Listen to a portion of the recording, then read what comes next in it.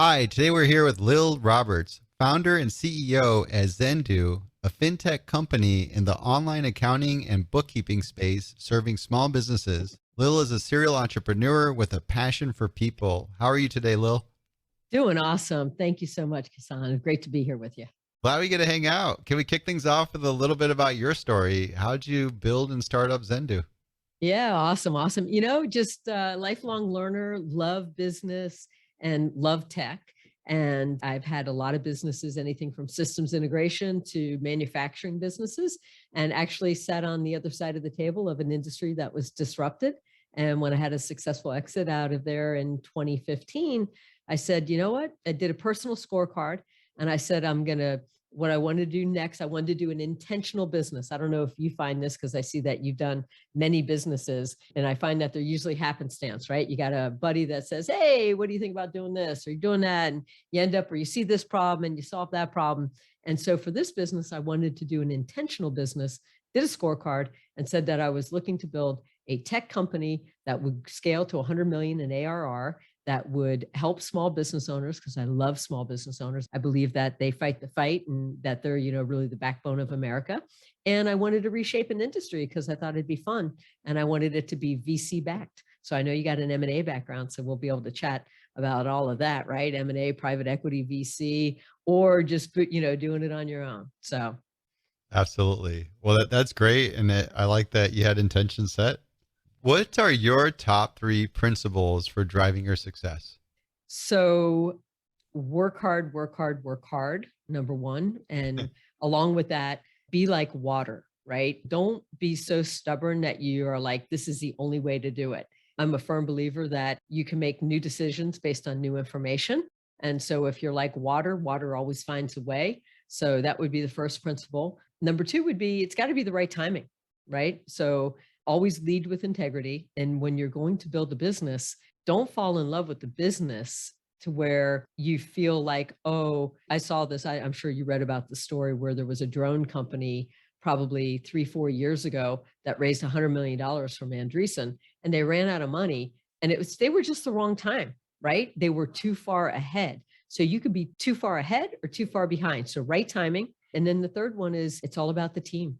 You have to have not only the right internal team, which are your customers, but you also have to have the right external team. The internal team is your team, right? Your staff and the people that are going to get it done. But the external team, if you have the wrong customers, life is tough. These are going to be so fun to talk about from founder to founder. I'm excited and I want to crack open the first one. Work hard, work hard. My dad always had this mantra of hard work pays off. And it was everywhere. He'd put it on the whiteboard in our bedrooms. It was everything. And then when I finally got him a gift, I got him a nice Rolex after getting the level of success, and I had it engraved, hard work pays off on the back of it. I like it. And then you add it to it.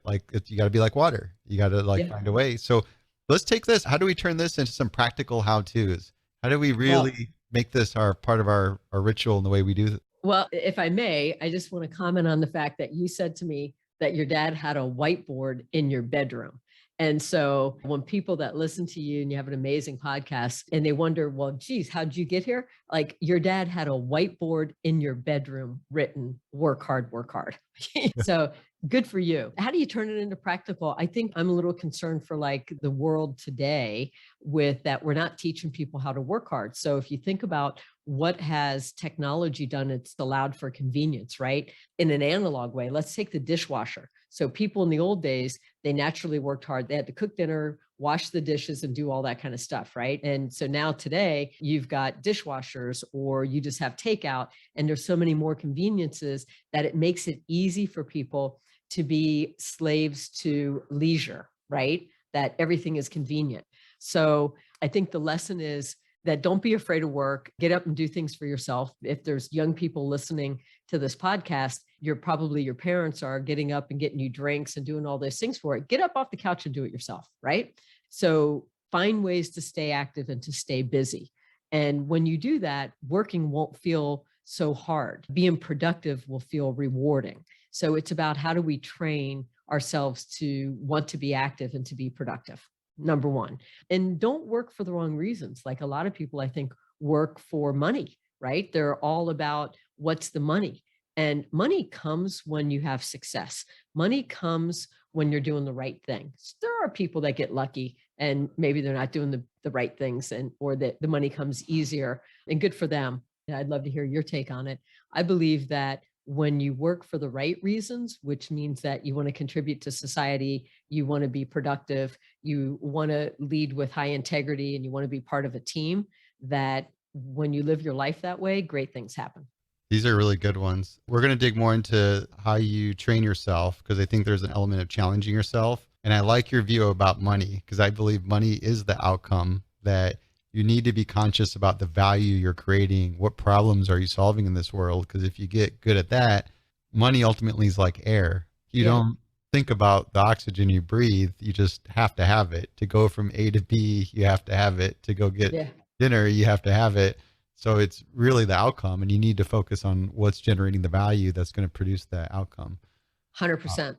On the training yourself, right? You don't have this discipline or you want to develop it on the ability to work hard.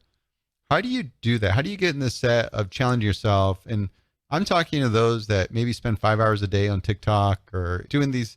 And the way I explain to my kids, Lil, they're little too. They're like 6, 8, and 10. I'm like, you have reactive ways of using your brain and proactive ways of using your brain. Playing the same video game loop over and over, that's pretty reactive. Just watching TikTok all day, playing the Roblox, really reactive. But if you're doing arts and crafts, if you're solving puzzles, if you're creating content, if you're reading books, those are very proactive ways of using your brain. Hey, let's make a deal. Can we do 50-50? I'll even reward you if you can do 50-50. Yeah, But yeah. I'm curious, like, how do you like get somebody at that so they're at least going on a track? Because I feel like that hard work, something that took me, even though my dad said it hundreds of times, I didn't really realize it till like my later 20s what it really meant, and that it's like a muscle you develop. You got to develop into this pattern, and you'll get stronger and stronger at it. And now all of a sudden you'll develop this capability of doing all these amazing things, whatever you put your mind to. Yeah. Yeah. Yeah. Totally. 100%. Two things I want to share on that. One, you touched on because you have young kids. I have a really close buddy of mine that has two daughters. He's a serial entrepreneur. And when they were younger, they would say, "Hey, Dad, we want to buy this at the festival or the craft show. We each want one and they're $10 each. Can we have $20?" And he'd say, "No, I'm going to give you $10 and come back with two of them. Barter, learn how to negotiate."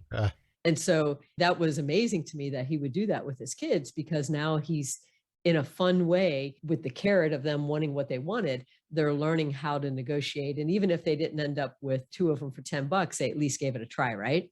I think that when it comes down to how do you train yourself to work, first, everything starts with knowing who you are. So everybody is built differently. So I know for me that if I get up in the morning and I start moving right away, right, hop out of bed and get going, I'm going to have a way more productive day because the engine's already running at a higher RPM. But somebody else, if they jump out of bed doing it, they may have a worse day because their engine may be that they have to start out slowly and shift gears. I hit the floor already in seventh gear, right? But somebody else may hit the floor and they have to go first gear, second gear. So learn who you are and understand who you are so you can optimize your time, your productivity.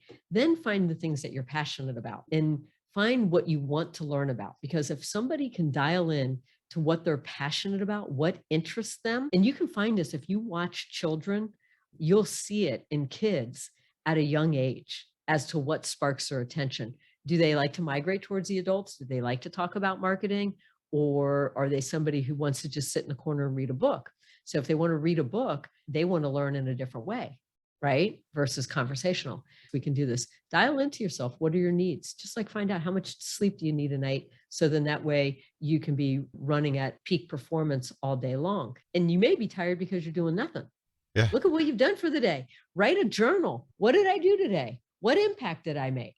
That's true. There's a lot around knowing yourself, how you're spending time, and then lining that with the goals that you're trying to achieve, and then start seeing if you may need to make some changes there. And then almost like internalizing the mindset too, that, hey, I got to be really proactive and know what I need to do, like that, get up in the morning with that mindset. I got to get things done. It's time to play the game, not roll around in bed. And then the passion is a good one too. We have the mantra with my kids is find what you love to do, be the best in the world at it. But the whole thing is, can you find that thing you're really, really interested that you can obsess about? So I totally agree with that.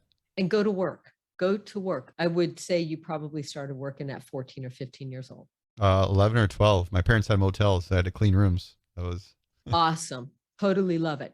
You know what? Because you trained yourself at the age of 11, 12 to go to work and be proactive, productive. Look where you're at today. You're not doing one podcast, you do two. so part of it is push yourself to get experience, get out there and try things, get in that pattern of working. Exactly. These are Even if great. you're mowing the lawn, you sit back at the end of mowing the lawn and you look at a beautiful lawn, right? So it's a reward for being productive. And so just find the ways of what makes you feel good. Do you want to be productive mentally? Do you want to be productive physically, or a combination of both? And do it. I like it. That's really good. Let's get into the other right timing about things and leading with integrity. Let's talk about that. Yeah, totally. So you probably remember it's now CES, but before CES was the Consumer Electronics Show, right?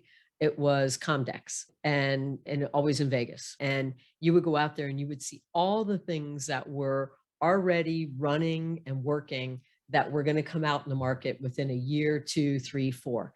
And I used to go to that every year because I had a systems integration business when it was Comdex.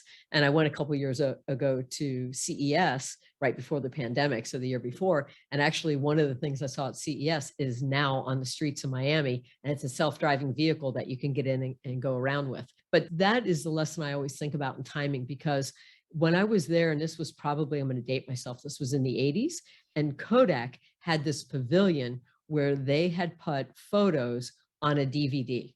And now, then Kodak went bankrupt. So they had a brilliant idea. It was way ahead of the timing for the world. Digital film wasn't even here yet, and they went bankrupt. But meanwhile, Nokia came in and put a camera on a phone, and digital photos became everything.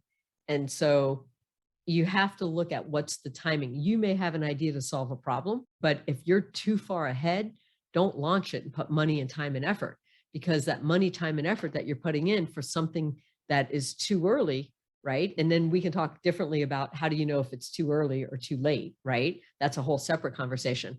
But that time, money, and effort you put in is cost of opportunity. It's cost of an opportunity that may be the right time. I love entrepreneurs that have the ability to predict big emerging trends before they become common knowledge. How do you do that? I don't have that ability. I think with our company, we did a little bit too far ahead. So I took a bet on it, but we stayed lean and stuck with it. And then the tides came behind us, which made things work out. How do you do that? I don't know. I know that I'm fortunate enough that I have it. I know it's an innate something in me that's just automatic. Okay, so you I could have think intuition. what we're doing with Xendoo, right, is we started in 2017, and I took the same approach. I think one of the things is if you have an investigative mind, because it's really data collection. If you have solved the problem, entrepreneur, you're a 1,000% entrepreneur. So you have that solve the problem, but you need this other ingredient. And the other ingredient is that you have to be detailed oriented and investigative with fast timing. So you need to be able to grab all these different data points, say, oh, this is a problem, it needs to be solved. How do I prove if now is the time to solve it? And what are the small steps that I could do to know if now's the time? And part of it is you have to look at the problem and you have to say, it's a SWOT analysis. What is the biggest barrier for this problem? I'll use Xendoo as an example. So I'm not a CPA, I'm not an accountant, just really felt the pain of an industry that wasn't keeping up for technology. So I have a data point over here saying, hey, technology is coming, it's changing industries. And when it knocks on the door of that industry, it decimates the industry. And it happens faster than you think. In the old days, it happened 20, 30 years. Then it became 10 years, 5 years, and now in 2 years, the world can change with something. So I knew that we had that. And I specifically went looking for an analog industry. I'm like, okay, where's the analog industries? Because I sat on the industry of manufacturing print, having huge machinery, high CapEx, millions of dollars of machinery that before you even got your return on investment, you had to change it out. So you take that data and you say analog industry and technology, if the two of them come together and have a baby, what does it look like and what is the product? And then you have to say, why would somebody think that baby's ugly? And right. So in the industry, when I decided to go after the accounting in the fintech space, I said, okay, the biggest barrier is the time now for small business owners to feel like they don't have to get in the car and go see their CPA in person. And if I can prove that the time is now and people will do that, then I should go forward and put $500,000 into just a prototype, my own money, prototype of the technology. That totally makes sense. So that's a lot of connecting the dots, really being able to look at a lot of information, identify patterns. I like that approach of finding those old, unsexy businesses and thinking how you can rethink them with technology. Is there a qualitative component to it where you're actually out there really talking to the people and doing more of that in person to validate some of these assumptions that you have? Because I almost feel like there's this big extreme. You could go purely quantitative and then you go purely qualitative, but like, how do you find your middle ground? Yeah. So I'll share the story. So the first thing I did when I had this, I said, okay, who is the fellow entrepreneur that I know that could rip this concept apart, who could really show me different ways to think about it, who could analyze it and find the holes. And so it was a buddy who had exited his business and he sat on the bench for a while and he did due diligence on so many businesses that I was like, that's your full-time job. And so I knew he would be able to rip it apart. So I spent 5 hours with him. I said, hey, can I come over and can we talk about this business? He said, yep, bring it to me as a centralized model, decentralized model, bring it to me in these 3 formats. And so I did. And I did the presentation to him and I had to think through it all to do it because I was honoring his time. And what was going to be a 2-hour meeting was a 5-hour meeting. And he said, I think you really have something. So once I got it past that stage gate, then I said, okay, how do I prove that the time is now for it and that people that are a distance away and maybe won't even know who the CPA is will do business with them and let them do their books. And so I said, okay, I got to go do a few trade shows. And so there was the Small Business Expo that had 17 trade shows around the country. So I went and I did Atlanta. So I invested a couple grand into a trade show booth, did some print, thought out the whole business model. And by the way, before I did that, I went to a local festival, like flea market that had a bunch of businesses inside. I went in and I dressed up and I went and did cold calling and to see that were people open to the idea. Within 45 minutes, I got kicked out by security, which I carry as a badge. I think that's great when you can go get kicked out by security for soliciting, right? Got kicked out, but had 2 customers. So I said, okay, that's local market. So I know it works there. Now let's go do a trade show. Trade show was 3 grand, another 3 grand for all the supplies, trade show booth and all. Did the trade show, picked up 2 customers. Went and did another trade show. Now that was in a different territory, picked up 3 customers.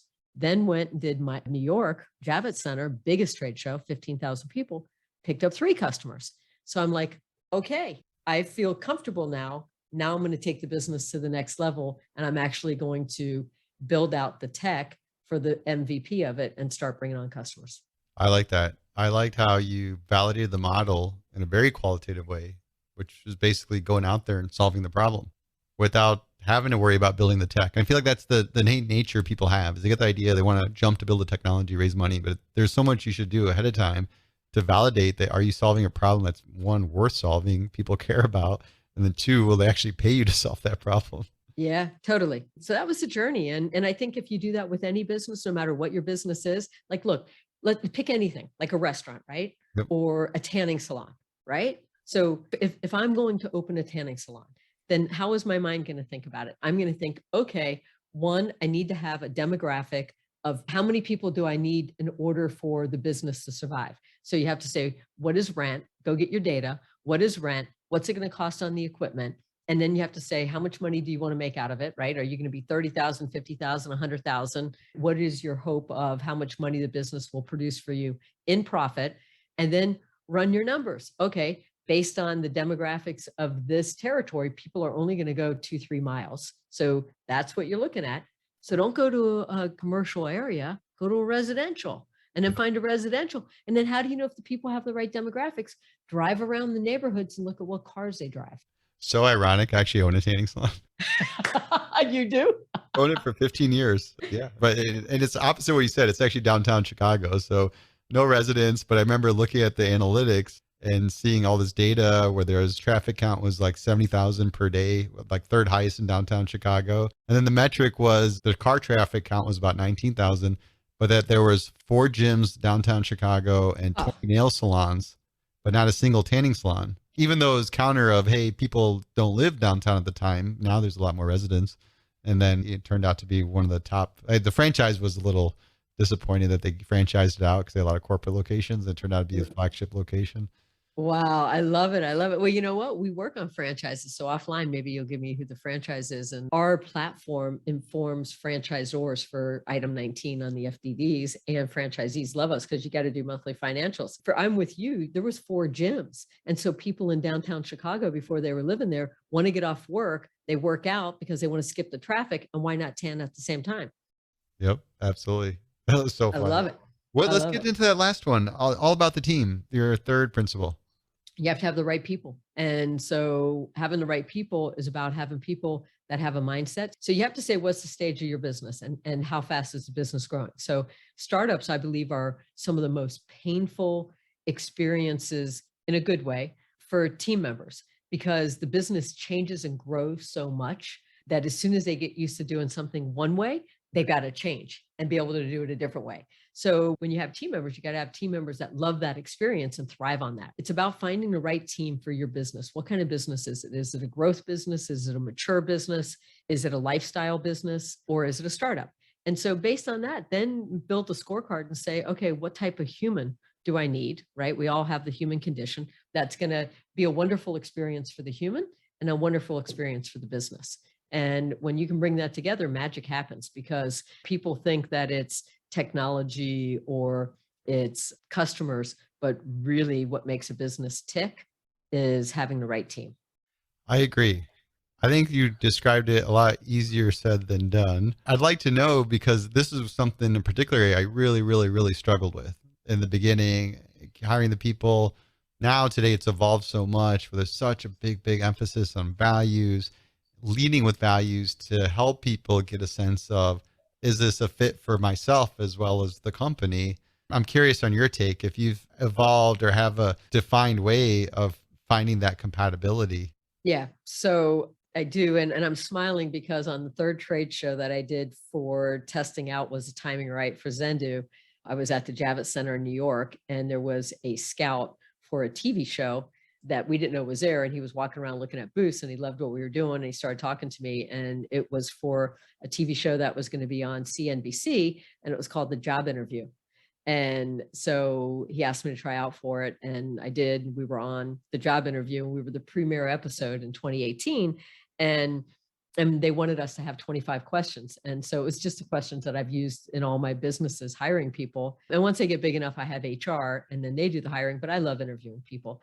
And to me, it's an art of how you really get to who the human is underneath it. A lot of people interview just on skills, right? One of the questions that I love to ask people when I interview, and now my team asks that question, is that if I came to your house and I walked in your closet and I look to the left, what am I going to see? Shoes. Okay. And then if I continue on in your closet, and is your closet your own? Do you have your own, or you share with your wife? All right. So your shoes are there.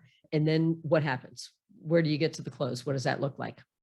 Winter clothes, jackets, shirts, pants. Awesome. And then do you then organize them in subset of colors? Like, do you go light to dark, dark to light? I'm not that type A. So here's the deal. So it's 2 different levels, right? So you're organized. Some people, when you ask them that question, they'll be like, oh my God, well, it depends on if you're going on Monday or Wednesday or Friday, but everything's everywhere. Okay, those people are great for customer service. And the reason why they're great for customer service is that they're okay with chaos. And when you're doing customer service, it's not the same job over and over and over and structured, right? Because every call is different. But if you go into, like in print manufacturing, I needed people that were super organized. So the people that were typesetters back in the day, if I come to your house and look in your refrigerator, and depending on their level of organization will tell you if they're going to feel comfortable in the particular job that it is. So you have to look at the job and say, does this need to have somebody who's flexible and timing can change, or are they going to lose it when their day is off? Okay, so identifying characteristics with the role. Let me ask you this one though. The best hires are the ones that just have this high potential. I almost look at like a learning curve, right? Some people have like a very steep learning curve, and some people it's like flat. So those people that had that incredible learning curve and appetite, motivated, they're just people that are going to flourish and become future leaders in your organization. Is there anything you found to identify that in that hiring? And I wish there was a way to like prick a drop of blood and identify it in their DNA. Here's a high potential person. Right. How do you find that? I think it's about diving in and understanding who they are and what they do, right? So one of the other questions that I like to ask people are, what do you do on a Saturday? Like, what does your Saturday morning look like? And then they start to tell you that. And then you go, oh, what about Sunday? And you're just having a conversation with them, right? It'll tell you a lot about somebody based on what they do on the weekend. Like if they say to you, I get up in the morning and I plan out my day and I like to do a lot of projects and then I run my errands. And then you say, oh, really? Like when you run your errands, do you do it in a certain order? And some people go, yeah, I always look to go furthest and come back, or I do right turns only. So I plan my route. So you know that those people are super efficient. You know that they value time, right? And then if they're doing projects, you know that they want to feel productive. And then if they say to you, well, I like to listen to a podcast while I'm working out. So now they value being productive for their health and their mind at the same time because they're listening to a podcast. So just in the natural conversation, you're going to get all kinds of signals about the human. I like that. I'm going to have to use that one. Then you get that sense of how they manage their time. I wake up in the afternoon. Yeah. Well, I like to lay around and then I, Netflix for a good half a Saturday. And you're going, okay, they shouldn't be here. Do you have like at face indicators? Sometimes I see the way people speak and I'll correlate that. If somebody's really well spoken, they're not using a lot of filler words. And my correlation with that is they probably read a lot. And I'll bring it up and be like, hey, do you read? And then ask them like what books they read. And a lot of times, 9 times of the time I'm right. Sometimes I'm wrong. And they're like, no, I don't read, but I just talk all the time. So then, at least a different one. Do you ever get things like that where you pick up clues and expand on it? I love that. I haven't thought about it in that sense, but I love that. I mean, everybody has a different way that they communicate, right? And some people, there's a very interesting, and actually I could set you up with this person to talk about it. Actually, it was taught in Chicago. There's 36 people in the world that are decision profilers. And so the human makes 35,000 decisions a day. And the decisions are ready, aim, fire, but your preferences can be in different sections of that. So we all know somebody who circles the airport and doesn't land. That is a person who spends most of their time in the aim. And that is built on their body movements, which are part of who you are by the time you're 21. Where you like to spend your time in the 3 decisions, then there's 4 areas that you do social interaction. And it's whether you're a sharer, you're neutral, you're versatile, which is like a light switch, or you're private. And so there are ways that you can thin slice people. You probably read Malcolm Gladwell, right? And I love Malcolm Gladwell. And you can thin slice people through how they talk and what they talk about to know where they fall in those. That's so interesting. I love it. Yeah. I'd love to learn more about that. I'll connect you up. Awesome. What is the best mistake you ever made? So love to make mistakes, right? Thomas Edison made 10,000 of them before he got the light bulb. So the best mistake that I made and what I learned from it, that there's no good opportunities with the wrong person. The mistake I made is I invested in a product and I bypassed the human. Like the human gave me all the signals of run for the hills. And I was so enamored with the product that I thought I could overcome or get past that human that had all the signals of, oh my God, this is going to be so bad. I can empathize with that. I can 100% empathize. Even I'm thinking of a particular hire. I was so fixated on what needed to get done and the outcome and didn't pick up on so many red flags of this person's not the person that's going to actually be able to get this done. Yeah. So those are the best ones. That's what teaches you how to build your better team. Be a lot more critical and make sure. I love it. I love that you asked that question. I have to tell you, we've had the opportunity and we're grateful for it to do a bunch of podcasts. And this is the best question I have seen. Awesome. I'm glad. Thank you. I'm flattered. For those listening that want to keep up with you, Lil, what's the best way to follow you? We are Xendoo Accounting on Instagram. LinkedIn is Lil Roberts and Xendoo.com, Xendoo.com. And there's a couple resource pages there and they can follow us. We love it. we love small business owners, whether they use us or not. We have a ton of content that just talks about things that they can learn for their business. So Well, thank you so much. I enjoyed this conversation and learning about your principles of me success. too. Me too. Thank you. Thank you. Honored to be with you. So I wish you tremendous success and lots of fun with your kids.